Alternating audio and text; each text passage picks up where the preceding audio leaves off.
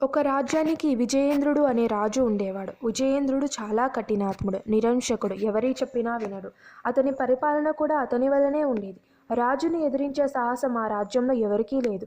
ధైర్యం చేసి ఎవరన్నా ఎదిరిస్తే కఠినంగా హింసించేవాడు. ఆ రాజ్యంలో రవివర్మ, గుణశర్మ అనే ఇద్దరు స్నేహితులుండేవారు. ఒకరి పట్ల మరొకరికి ఎంతో నమ్మకం, విశ్వాసం, అభిమానం, ప్రేమానురాగాలు చాలా గొప్పవి. రాజుగారి అఘాయిత్యాలను చూస్తూ అందరిలాగా మౌనంగా ఉండలేకపోయారు ఆ ఇద్దరు మిత్రులు. ఒక రోజున రవివర్మ రాజు గురించి వ్యతిరేకంగా మాట్లాడాడు. సైనికులు అతన్ని బంధించి రాజు ఎదుట హాజరుపరిచారు. రవివర్మ ధైర్యంతో నిండు సభలోని రాజుగారి అకృత్యాలను విమర్శించాడు.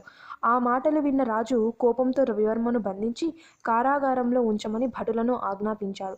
గుణశర్మ ఇదంతా తెలుసుకొని, మిత్రుడిని కారాగారంలో కలిసి, నీకోసం నేను చేయగలిగింది చేస్తాను, నా ప్రాణాలను కూడా లెక్క చేయను, నీ కోరిక ఏమిటి అని అడిగాడు గుణశర్మ.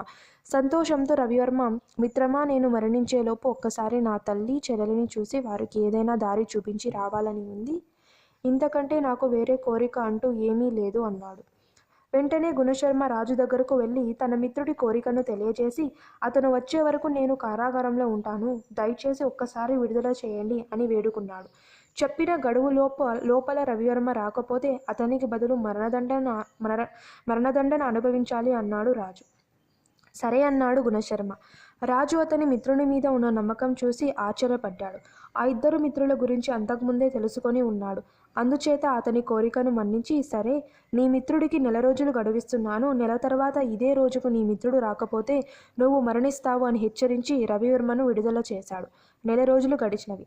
రాజు ఇచ్చిన గడువు కూడా ముగిసింది. ఆఖరి రోజు సాయంకాలం కావచ్చింది.